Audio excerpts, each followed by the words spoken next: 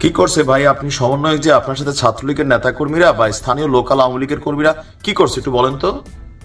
সমন্বয় গিরে রাখবে না। আমার বাবা মার উপরে হামলা চালিয়ে আসে। আমার বাবা মা গ্রামে থাকে। আমার জীবন সংকটাপন্ন। স্বরাষ্ট্র উপদেষ্টাকে বলবো, আপনার পুলিশ প্রশাসন, আপনার প্রশাসন কি করে? ছাত্র আন্দোলনের জামালপুর জেলার সর্বোচ্চ পদে থাকা সত্ত্বেও আমার বাড়িতে যদি হামলা চালানো হয়, পুলিশ প্রশাসনকে জানানোর পরেও যদি তাদের টনক না নড়ে, তাহলে এই স্বাধীনতার কোনো দরকার নাই। দর্শক, যার বক্তব্য শুনছিলেন তিনি হচ্ছেন বৈষম্যবিরোধী ছাত্র আন্দোলনের একজন মহানায়ক, একজন বীর। কিন্তু আজকে সেই বীরের এমন পরিণতি যে তিনি ফেসবুক লাইভে এসে তার প্রাণের যে আশঙ্কা, প্রাণনাশের সেই আশঙ্কার জন্য পুরা আমাদের সিস্টেমকে তিনি এক হাত নিয়েছেন। এখানে একটা জিনিস তাদের বোঝা উচিত যে আপনার মতন এরকম সমন্বয়ক সারা বাংলাদেশে ভাই কয়েক লাখ ছিল এই মুহূর্তে। তো সরকারের কি এটা সম্ভব যে প্রতি সমন্বয়কের বাড়ি ঘরে গিয়া পুলিশি পাহারা দেওয়ার ব্যবস্থা করা? এটা কিন্তু আসলে সম্ভব না। আপনার নিজেকেও সচেতন থাকতে হবে। যাই হোক, তারপরে বিষয়টা নিয়ে আইন শৃঙ্খলা বাহিনী মুভমেন্টে যাচ্ছে। বাড়িঘরে হামলা এবং প্রাণনাশের আশঙ্কা করেছেন যিনি এতক্ষণ আমাদের সামনে কথা বলছিলেন, বৈষম্যবিরোধী ছাত্র আন্দোলনের জামালপুর জেলার আহ্বায়ক মীর ইসহাক হোসেন ইখলাস। ফেসবুক লাইভে এসে নিজের এবং পরিবারের সদস্যদের প্রাণের নিরাপত্তা দাবি করেছেন তিনি।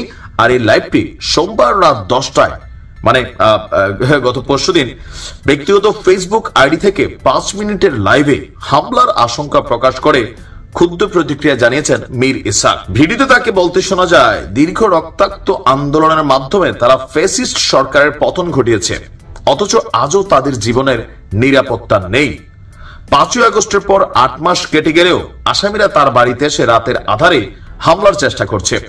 এই যে আমি এই শব্দটা বারবার বলি, অনেক বৈষম্যবিরোধী ছাত্র আন্দোলনের নেতারা অথবা বিভিন্ন সময়, এটা আমরা আওয়ামী লীগের সময় দেখছি, কোনো কিছু হইলে শেখ হাসিনা আমার জীবন বাঁচান, এটা বাঁচান, ওইটা বাঁচান। ভাই, এটাকে দেওয়া সম্ভব? একটা পারা যায় সারা বাংলাদেশে যত সমন্বয়ক আছে তাদেরকে কোনো 5 স্টার হোটেলে রেখে দেওয়া, অথবা নির্দিষ্ট কোনো একটা এরিয়ার মধ্যে, ওই যে ভাষাঞ্চল টাষাঞ্চলের মতন, যে সব সমন্বয়করা এখানে বসবাস করবে, পুলিশ ওই এলাকাটা নিয়ন্ত্রণ করবে, আর ওইখানে কেউ ঢুকতে পারবে না, পুলিশি পাহারায়। এরকম একটা ক্যাম্প টেম্পের মতন আয়োজন ছাড়া প্রত্যেকের বাড়ি ঘর পাহারা দেওয়া ডক্টর ইউনূসের পক্ষে সম্ভব?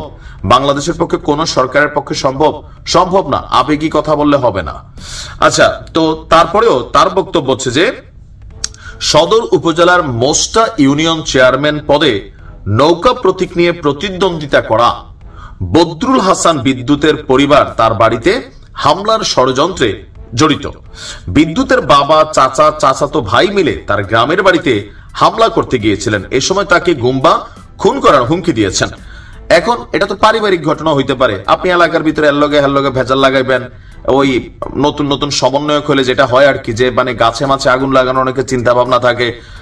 পারিবারিক ভেজালগুলোর যদি রাষ্ট্রীয় ভেজালে লাগাই ফেলেন, যে ভাই এই যে বৈষম্যবিরোধী ছাত্র আন্দোলনের এক নেতা গতকালকে গ্রেপ্তার হয়েছে না, পারভেজ হত্যা মামলার আসামি, আপনি অপরাধ করবেন, আপনি তো গ্রেপ্তারও হইতে পারেন, তাই না?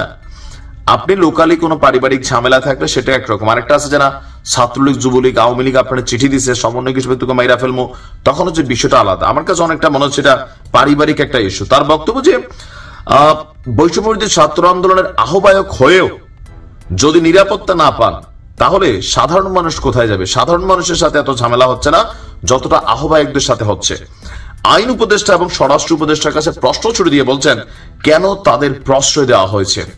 সারা বাংলাদেশে ডেভিল হান্টের মাধ্যমে মোটামুটি যারা আছে, বিচি নেতা, বি ক্লাস নেতা ছিল, এগুলো কিন্তু গ্রেপ্তার করে ফেলছে। সরকারের উদ্যোগ চলছে, আসিফের নির্দেশে আরো অনেক অভিযান চলছে। তার বক্তব্য, পরিকল্পনা থাকলে ওইটাতে হামলা ঠেকানো গেছে। কিভাবে হামলা ঠেকালেন ওটা আমরা জানলাম না। হামলাকারীরা এখনো আত্মগোপনে তাকে হুমকি দিয়ে যাচ্ছেন। এটা পারিবারিক ইস্যু একটা আমার কাছে মনে হচ্ছে। তার অভিযোগ, তার বাবা মাকে গ্রামে হামলার মুখে পড়তে হচ্ছে। আর আওয়ামী লীগের নেতাকর্মীদের বিরুদ্ধে তার অভিযোগ, এই সরকার এবং তার দোসররা এখনো তাদের উপর হামলা চালাচ্ছে। পুলিশ এবং প্রশাসন কিছুই করতে পারছে না। হামলার পরিকল্পনাকারী বিদ্যুৎকে কেন গ্রেপ্তার করা হচ্ছে না সেটা তিনি জানতে চাইছেন। টাকার বিনিময়ে কি অপরাধ, এই সেই। তারপরে ডক্টর আসিফ নজরুলের এক ধাপ নিছেন তিনি। আপনি বারবার এই আসামিদের সুযোগ দিচ্ছেন, যা আমাদের উপর হামলার সুযোগ করে দিচ্ছে।